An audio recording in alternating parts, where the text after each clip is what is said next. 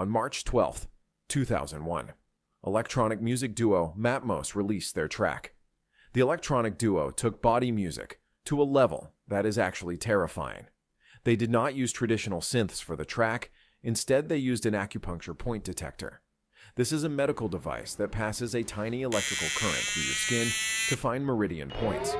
When the sensor hits a point of high conductivity, the machine lets out a sharp, piercing pitch.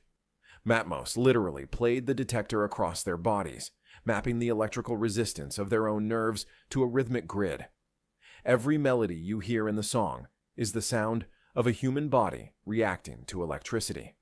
It's not just inspired by biology. It is biology turned into data. No keyboards, no software instruments, just raw biological glitches.